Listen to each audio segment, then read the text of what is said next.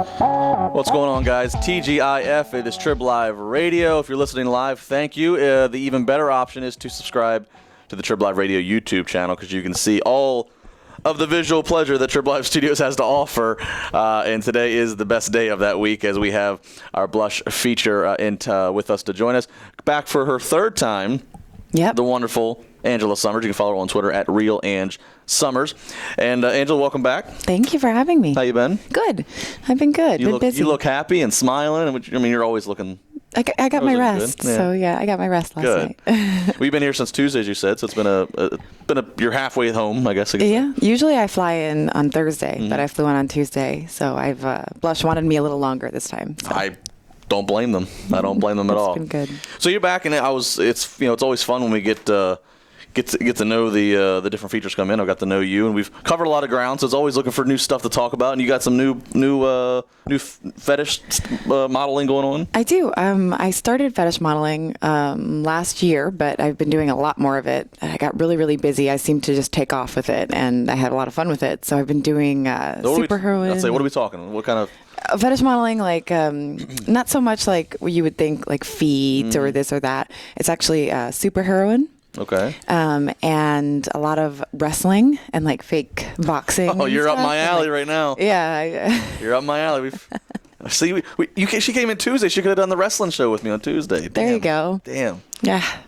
Well, it's been fun, and I play a lot of characters. I have my own character, but it's a vampire character that I created.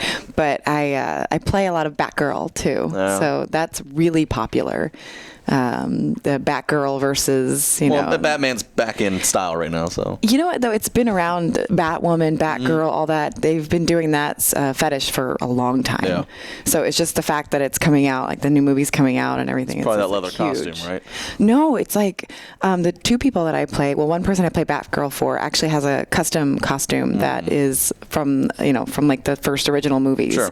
So it's that kind of shiny purple material. It's kind of rough. It's like not elastic, but I don't know what it is. It's an odd material. It doesn't matter. Your body's under it. It's all fine. Oh, thank you. I want to take it off though. It's like get it off. It's too much clothes. All the reason to go to Blush tonight to see that. Yeah, that's one thing. I don't think I've ever told you this. Well, I've told you you're beautiful. You know that. Your boobs are deceiving.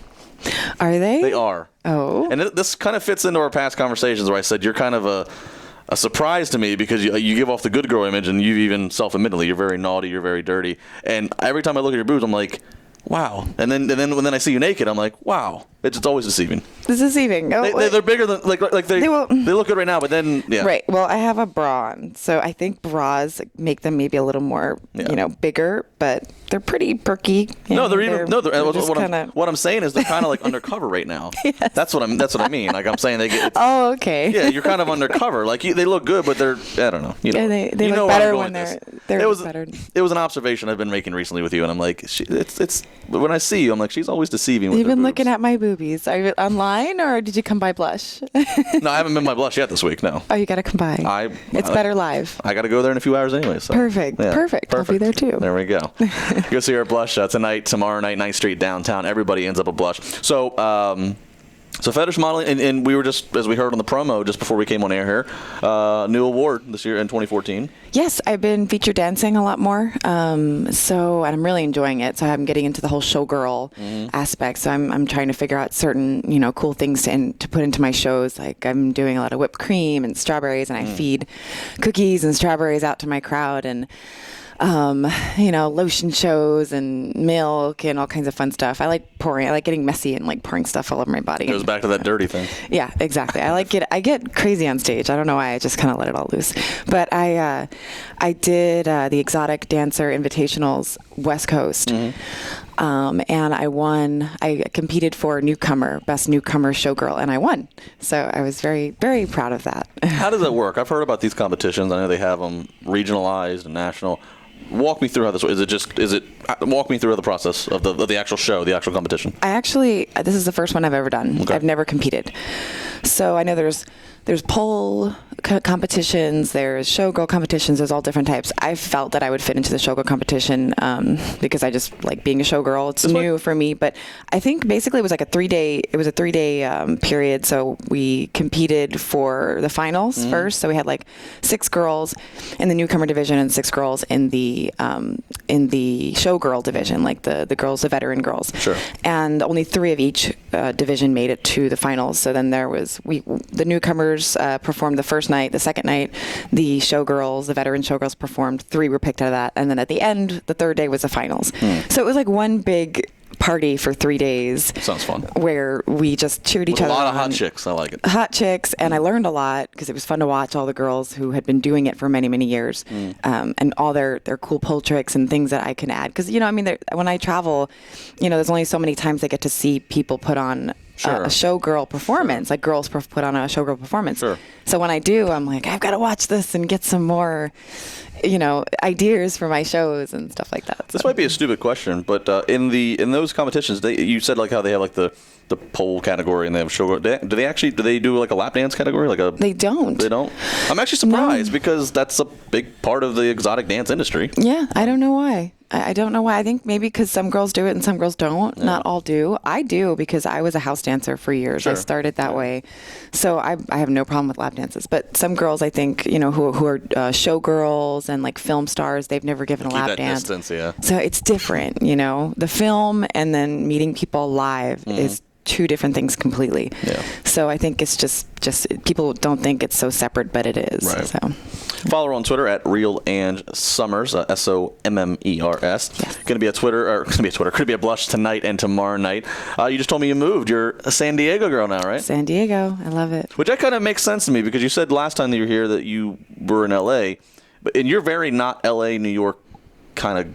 You don't strike me as that. Well, I grew up in Queens, New York. But let me rephrase this. You don't strike me as like we've talked about. You don't strike me as the typical adult film star. Well, in terms of the way you carry yourself, we talked about. So the fact that you're in LA was always kind of. What advice to say thank you? I think I don't know. Like New York the girls are a little more stuffy, I guess. And LA, they're very laid back. Yeah. So I have a little bit of both.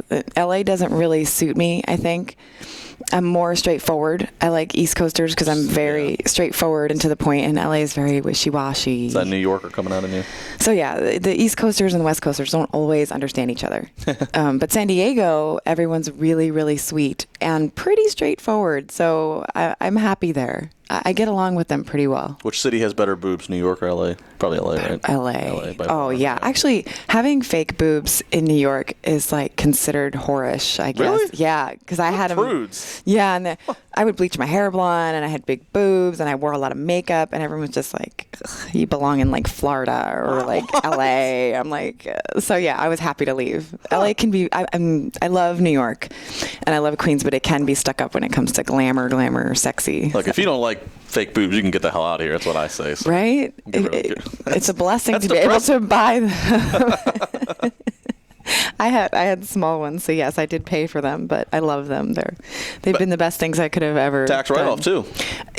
At the time, I should have. Yeah. I should have done that, but I didn't. Yeah. But if I ever did them again, I'll tell you what, I guarantee you bat your eyes at an accountant. I think we can fudge the dates on these receipts and you can get it written off. Okay. I know a great guy. He'll take care of you. Please hook me up because they were expensive, so hook me up. Can I ask how much? If you don't want to tell me, you don't have to tell me. Well, no, I had them done in New York, so they were about. Oh, in New York of all places. Yeah, that's when I lived back there, so it was a while ago. It was about $9,000. Okay. Wow. So yeah, I didn't go cheap, but they were worth it. But you make it. It's all worth it. It's an investment. Oh, yeah. And then they're the best. I think I touch them more than anybody has ever touched them. Yeah, I tend to. If you got them, enjoy them. Yeah, because I had small ones. So I was like, I had boob envy. So the second I gave I started dancing and I'm like, I can't wait to do like just enough lap dances to pay for these babies. And I was like so excited when I got them. So. Yeah. Well, I got to ask the question I ask you every single time. Are we any closer to you doing guy girl? No. No. Okay. I have to ask every time. It's kind of like it's like tradition now.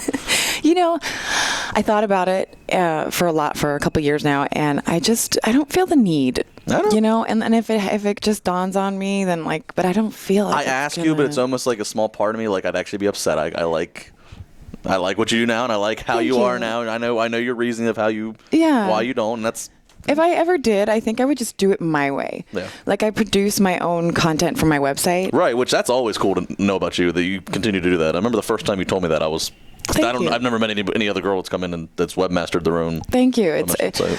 I had a lot of help, with people who knew computers and stuff like that. Mm-hmm. And then now recently I've really had to take it on all myself, and I've learned a lot more. But I like the production part of it. I like producing Mm-hmm. the content. So, renting the studio, getting the girls and getting it all together and coming up with a script and, directing Mm-hmm. it and then acting in it. So I think if I were to do a boy girl, which I might, I think I would pick, it would be me and I would do it for my fans. I'd pick my own talent. I'd set the whole thing up myself and then release like a really cool boy girl DVD with Angela Sommers. You're gonna become like the next Scorsese of porn. Hands on one man band. It's just more fun that way. Hey, no, I don't blame you. I think I'm with you. You should since you're controlling your website, you should create an Angela Sommers app for the smartphones. We can just one tap and we can have Angela Sommers, like $1.99 app, and you can put content that you want people to pay for. And I wonder if any of the companies would support that app though. Like Apple probably wouldn't, right? Why, because it's porn. If they're gonna make money, if I can pull you up immediately, if they're gonna make money, why not? I don't know. I don't know. Plus, you're savvy enough and you're business enough. I can't make an app, but I'd have to. I could find somebody. It's not hard. You can. No, it's not hard. I mean, I have never done it myself, but I know just even when it's not hard. It's a process that can be. Okay. It sounds like you already know enough of the right people. You would have no problem. And just if it all comes off, just take your shirt off for a minute. And please help me. Please help me make this app. You spent $9,000. You spent $9,000. The app ain't gonna cost $9,000. That's true. That's true. Just do it. Just utilize those things. That's true. Go see her at Blush tonight, tomorrow. Angela Sommers at Real Ange Sommers. DVDs, anything at the show tonight? I have DVDs for sale. I have all my Penthouse magazines. I'm on 5 covers. So I have all of those for signing. I have 8x10s. I have Polaroids. You can come take a picture with your phone, with your Polaroid camera. You can get hugs from me, and you can stick dollar bills on me because I'm going to have lotion and whipped cream and all that fun stuff. What more do you need? I mean, that's the best. That's the best advertisement you can ever ask for. Go see her at Blush tonight, 9th Street, downtown, Friday night, Saturday night. Make sure you subscribe to the TribLIVE Radio YouTube page. Leave a little love below in the comments or the thumbs up. I mean, how can you not give thumbs up? Come on. I'll be back.